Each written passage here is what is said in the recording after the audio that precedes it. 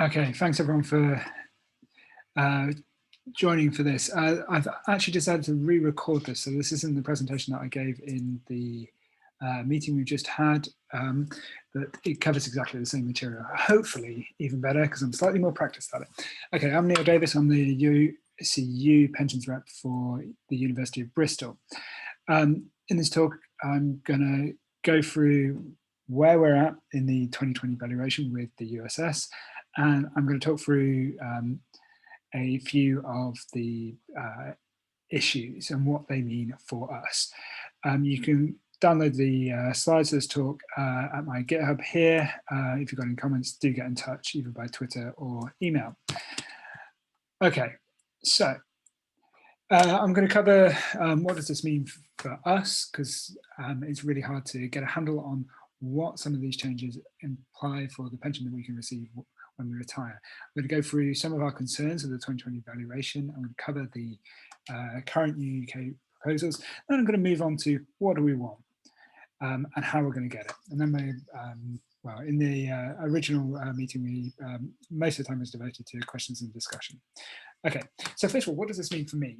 Well, it's really hard to work out what these reforms mean because a lot of the changes are very abstract and they're not translated into what does it mean in terms of what my pension's going to be worth when I retire, what sort of income I can expect under the different scenarios and under the different proposals from different parties. So what we've done is we've tried to bring all of this together in a pensions model, and this does all of the hard work for you.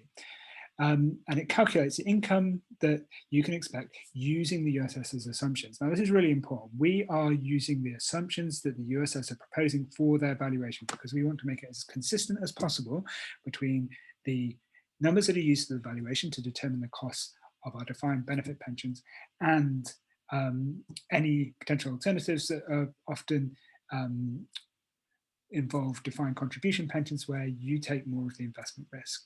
Now, the USS have presented 5 different scenarios, and we're going to go through each of them. It currently can struggle with a lot of users. We're working on it. Hopefully, it'll get more capacity soon. Okay, so when you go to the website, this is what you can see. And first off, what you need to do is you need to put your income, your date of birth into the boxes here, and you've got put your gender and whether you've got a spouse or not. This is just because this modestly affects the costs. No data is collected by the site. It's all just used for the calculations that it presents to you. Now, the first thing you'll see is the contributions that you can expect to pay over your entire career.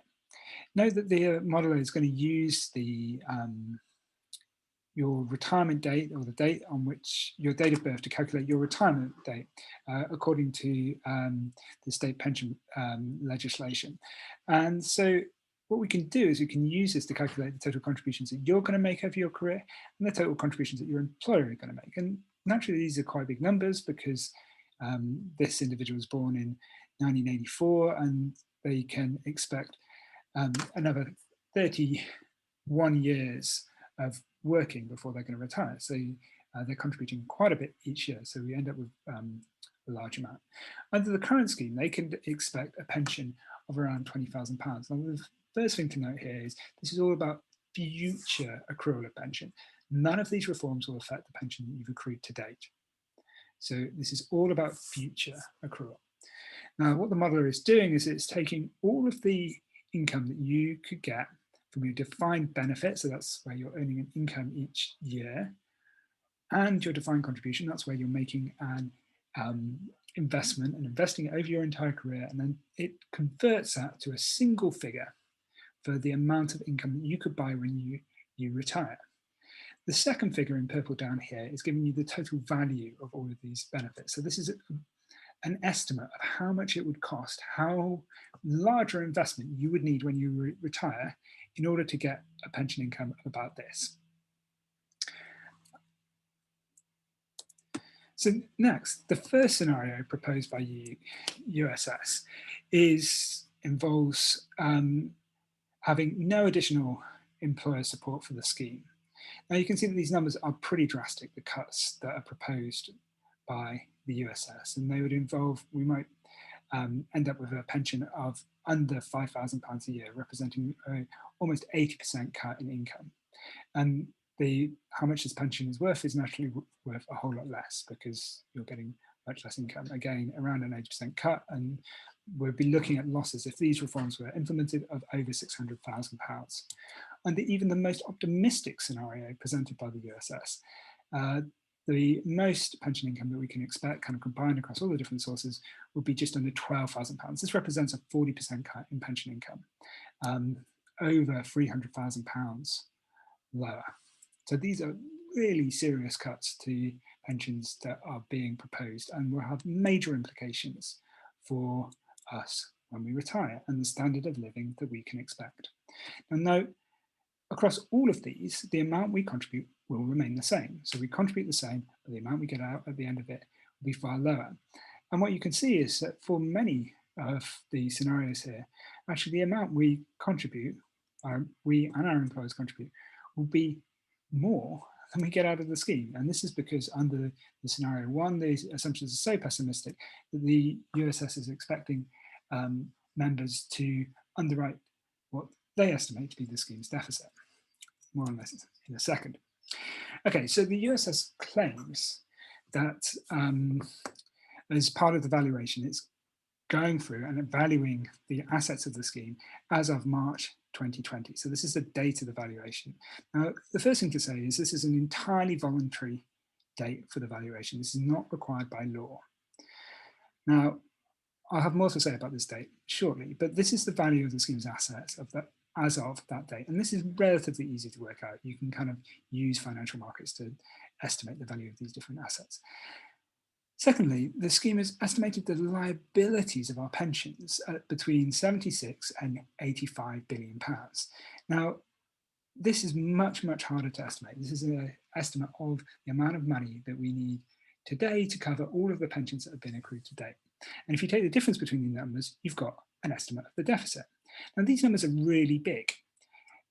However, it's important to look at the claims and the analysis that underlie these numbers. And whenever you look closely at the analysis presented by the USS, the more dubious their claims become. Now, I think there's 5 problems with the valuation that I'd like to highlight today. Firstly, timing. Secondly, prudence. Thirdly, the projected investment returns. Fourthly, the law. And fifthly, governance.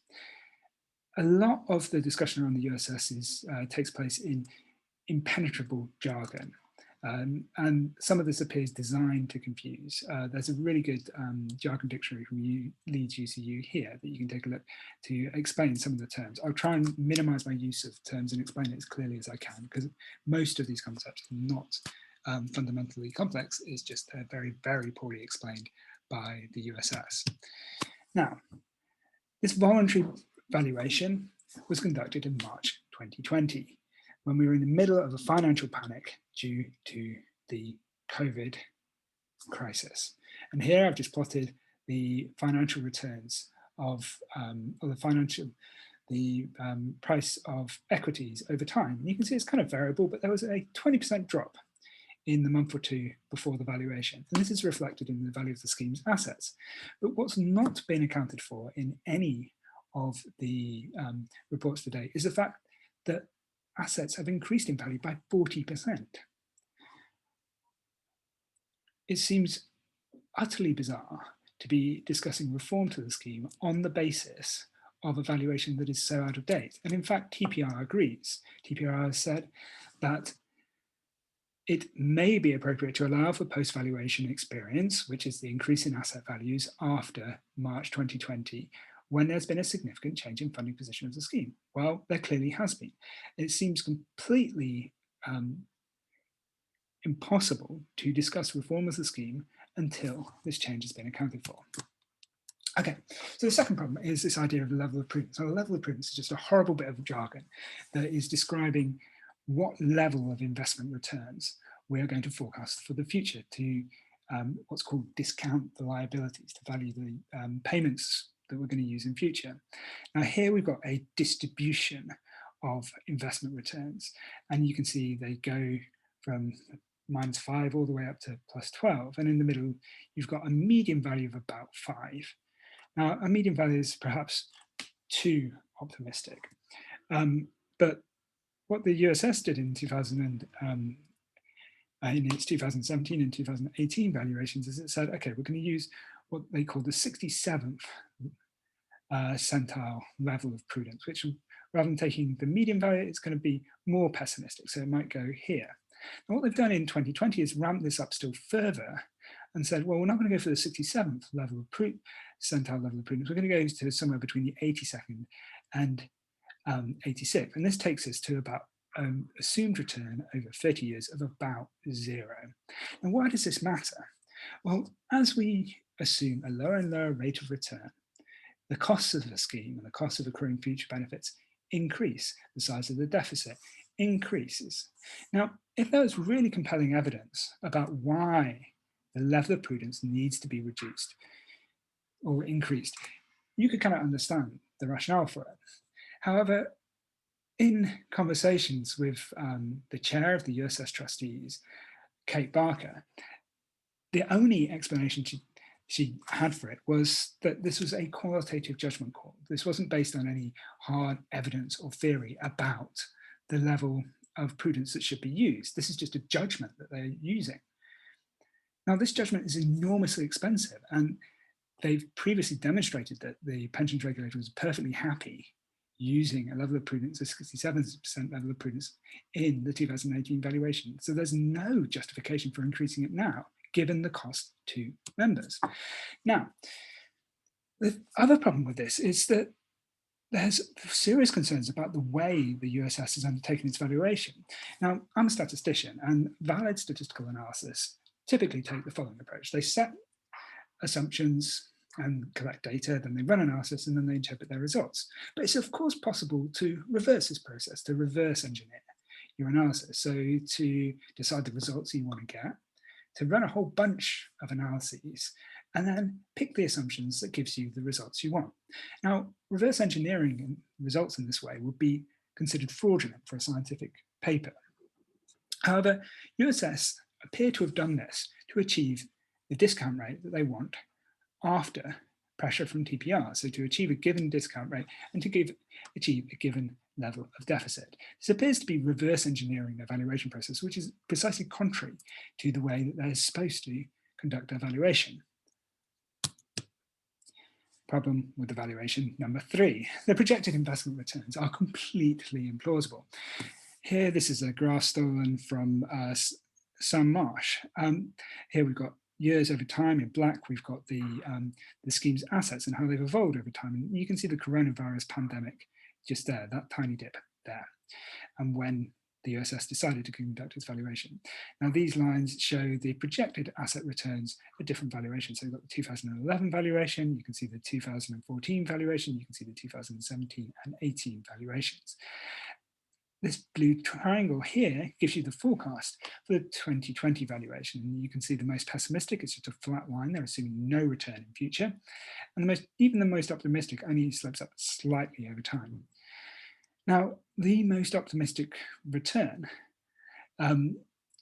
does not achieve the scheme's current level of assets at around £80 billion for over 81 years. Now, if your forecast is out by 81 years in a year, that does suggest that the forecast you're making is potentially a little bit flawed. Now, the USS kind of makes further claims about this, that the recent increases in asset values are irrelevant because future returns have now fallen. So they now would add a plot to this graph that's basically a downward sloping line so that they get to where they were expecting. So because asset values have increased, they're expecting to make bigger losses in future. So losses of minus 0.55% per year for the next 30 years. Now, this is not supported by any evidence, this is not supported by economic theory, and it's entirely ad hoc. So again, it's far from clear that they have the evidence to support the changes that they are looking to make. Now, problems with the valuation number 4, the law. Now, many of you will know about academics for pension justice, and they crowdfunded a legal opinion, and they got people to donate £50,000 to get legal opinion from a top pension QC in the UK, from one of the top pension law chambers in the UK. And the QC came back with the opinion that there were good grounds to take the USS to court for breach of trust as a result of the 2017 valuation. Pension QCs are incredibly conservative. This is a brilliant opportunity for UCU and for us to take USS to court for the flaws in the 2017 valuation. And indeed, the process underlying the 2020 valuation may well be worse. So this is something we should be pursuing as vigorously as we possibly can. Now, kind of underlying this, at the center of this, this is not a valuation crisis. This is not a dry technical actuarial problem that there's just a set way of doing this, and that's what the deficit is. The problem, the heart of this problem, is a governance crisis. It's highlighted by this graph here. We've got years over time, and we've got member satisfaction here in red. And we can see it's fallen from 68% to 24% over time. And in response, the USS trustee has lowered their target for member satisfaction from 70% to 50% to 30%. The problem with the scheme is that members have no ability to hold the scheme trustees to account for their performance. We cannot recall the trustees, and 5 of the trustees are independent trustees that are appointed by the board themselves. Now, who is responsible? So who is the board of trustees? These are the 12 trustees. They're a diverse bunch, including former employees of HSBC and 2 former employees of JP Morgan, a former central banker, and other financiers. 7 have no or little connection with UKHE, and only 5 of them have work in HE. The board is failing to deliver for USS members. They've led to the satisfaction collapsing and a collapse of trust. Yet we cannot, under the scheme rules, hold them to account unless we reform the scheme rules to improve the governance of the scheme. We will be in this situation time and time and time again. So a key part of the resolution to the 2020 valuation is to change the scheme rules to improve scheme governance. Okay, so the UK proposals, they've requested a review of the valuation methodology, which the USS just rejected and ignored, and this follows a very steady pattern of USS behaviour. So for example, for the 2018 valuation, there was a member consultation of which over 4,000 people responded, 90% of whom did not support the changes that they were looking to make. The USS just ignored this. So their consultations with members and increasingly with employees are just a sham. So nevertheless, UK has put forward some proposals based on this voluntary valuation. And because of the deficit that the USS claims it's got, benefit cuts are required. And this involves cutting the income threshold from 60,000 to 30,000 or 40,000, cutting the accrual rate from 1/75th to 1 in 170th to 1 in 110th, so getting less in income each year, potentially cutting the inflation protection to a max of 2.5% that could have huge implications for members. And the only benefit that we get is a drop in the contribution rate, so cancelling the scheduled increase for October. Needless to say, put your details into the modeler and you'll see the impact of these changes. So who can fix this? Well, most obviously the USS Board of Trustees, but also UK and UCU through their actions on the Joint Negotiating Committee and the Pensions Regulator. But perhaps more importantly than all of that is the actions of all of us. This is our pension scheme, and if we want to improve it and if we want to reform it so that it's fit for purpose and so it gives us the pension that we need to demand reform, and we need to demand governance reform and a say in how the scheme is run. So what do we want? We want governance reform. We want to change the scheme rules. And this can be done through the Joint Negotiating Committee. They can propose changes to the scheme rules. most immediately changing to the valuation governance as proposed by the second JEP report, which has been roundly ignored by the USS. Secondly, we need to replace the independent trustees with employer member nominated trustees. This is how other schemes that do not suffer from the rancor surrounding the USS are governed. They have a board that's far more closely linked to the membership. And then as a result of going governance reform, we can go on and get a credible valuation that has the support of members. So we can scrap this discretionary valuation for 2020, we can conduct a 2021 valuation. So two obvious changes we can make to the valuation would be to keep the level of prudence at the 67th centile, which would save us somewhere in the region of 7 to 10 billion. We could update asset values, which gains us 14 billion.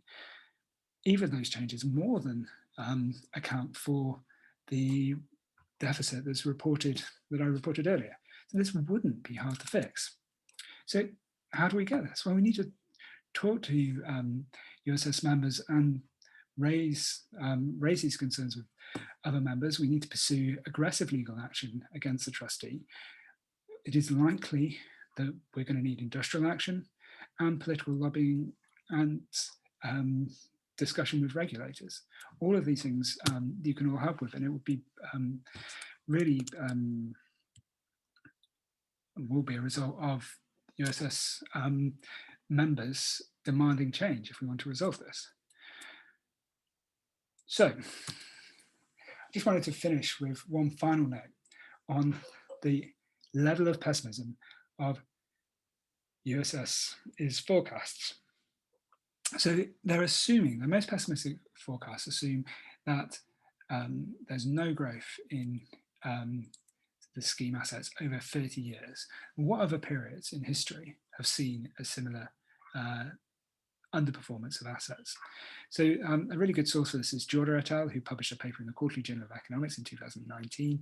They have collected a data set from 1870 to 2015 in a whole series of developed countries. And these are the periods where you have growth in company shares that is as low as assumed by the USS for their base scenario. So first of all, we've got Belgium, World War I. Second of all, we've got Spain during the Franco dictatorship, France at various periods during World War I and World War II. We've got Italy during World War I. We've got Netherlands during World War I. We've got Norway during World War I and just after World War II. We've got Portugal during a dictatorship. We've got Sweden during the First and Second World War.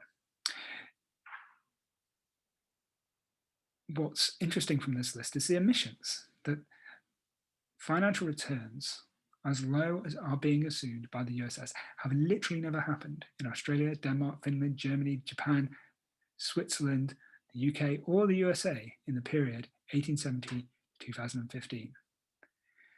Outside of a incredibly destructive war, civil war, or dictatorship, the returns that are seen by the USS just don't happen or haven't happened.